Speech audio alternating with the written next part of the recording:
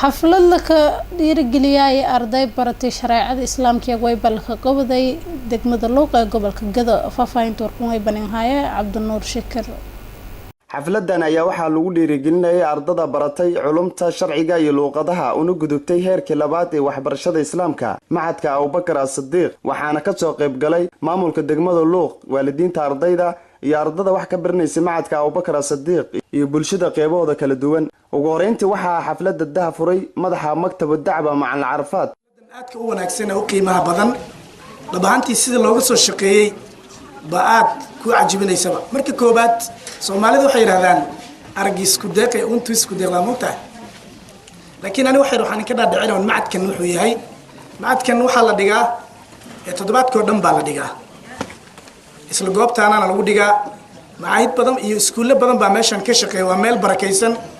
waxa ka shaqeeya macadka Tibyaan oo Khamiisi Jimca ee halkan lagu dhigo waxa ka shaqeeya iskuulka Al-Furqaan oo caadi ah galabkiina waxa lagu dhigaa 5 maalmood macadkan Abubakar Siddiq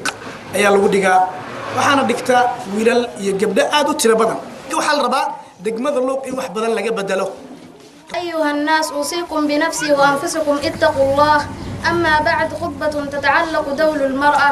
تكريم الإسلام للمرأة المرأة في الجاهلية القديم كان الناس قبل بعث محمد صلى الله عليه وسلم في الجاهلية الجهلاء وضلالة العمياء ويقول سبحانه وإذا الموءودة سئلت بأي ذنب قتلت وإن العلماء ورثة الأنبياء وإن الأنبياء لم يورثوا دينارا ولا درهما لا شك أن الزواج ضرورية من ضرور الحياة إذ به يحصل المصالح الدين والدنيا ويحصل به ارتباط بين الناس وسببه يحصل المودة والتراحم ويسكن الزوج إلى زوجته والزوجة إلى زوجها وفي الزواج يحصل تكثير النسل قال صلى الله عليه وسلم تزوجوا الودود الولود فإني مكاثر بكم الأمم. كلمة الروضة أعدت مدرسة أبو بكر الصديق في هذا اليوم المغرر المميز لنسيمه ونعيمه حفلة لم يلقى لها مثيل من قبل ولا من بعد والحديث عن هذه المدرسة الطيب من نشر المسك وأذهى من قطع الروض حفلة قيمة بدن oo sida weyn loo agaasimay in aan qayb ka noqono ma dheereen doono waa kelimad maxduuda oo gaaban looguna talagalay xafladda inay u noqoto iftitaaxiyo biidnillaahi albaari ayadoo loo asteeyay kelimadda inay noqoto kelimad lagaga hadlayo yaani daqiiqadaha soo socdo isbaraarujin lisku baraarujiyo taqwada ilaahi subxaanahu wa ta'ala تربية الأولاد وشيء من المشروع دين الإسلام ككبيرة أولاد إلا تربية كنت أدبا من حامر كان أركو دين الإسلام كماشي تربية الأولاد الإنجليزي يحالة أنفسهم هيدي ترى وياش هوري ما كي بعد هذي بيجوا راديان منو جا حولها كل مين وبيت وشيء وماشي أنشير أي بدل بعدين بعدي بين لا شيء لما هنا قاعدين هيركي صومتي ما هيركي مريس الحمد لله إلهي سبحانه وتعالى كمانان هذول أيام ما علينا هي معلمينتي هنتي دور هذيجي وسفر دير كي ماضي يكوي جوجي وهنتي إسكاشر مقالة هذوكتين عرورتي شنتي برنا ولا حريي قميص يا جماعة وحالي ربنوني يوبي نجانا سوهن وحريزين حرجينا يا هوانكي يودياش أنا مرة أساس الله حرين دونه way bilaabeen ba hadda dumarkii hooyooyinkii inay xaroodan way bilaabeen waxa is waafaqay macallinkii wax barahayay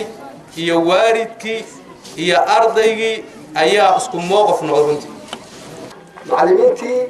iyo waalidka ay wax bareen hortanaba ayay wax nagu tuseen ilaahay khayr fara badan ha siiyo awlaadku waa mahadsan yihiin macallimiintu waa mahadsan yihiin ardayga inta meelkeenta ka aqbalo oo wixii aad rabtay aqbalo wuu mahadsan yahay macallinkii wax baray oo intaas ku soo jeedayna wuu mahadsan yahay ugu dambeyntii ayaa waxaa xalfadani soo xiray maamulaha macadka Abubakar As-Siddiq Cabdikariin Maxamed Warsame asagoona ka warbixiyay xaaladda macadkani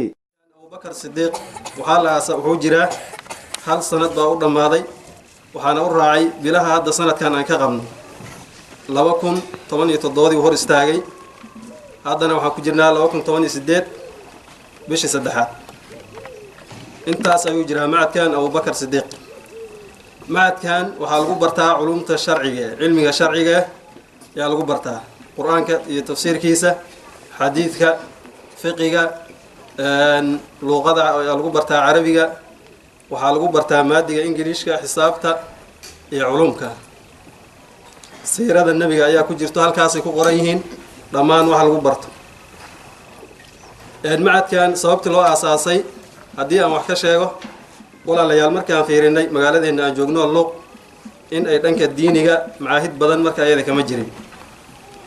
hal macad oo la yidhaahdo iimaan oo macadkan tibyaan kadibna loo sii bixiyey yaa ka jiray macadkan abubakar waxaan raadinay macad manhaj leh waxaan la xiriirnay raabidatu tacliim asharciya fi soomaal waa dalad ka jirta gobolka waxaan wadaa koonfurta waqooyiga iyo puntland oo bartamaha soomaaliya ka jirta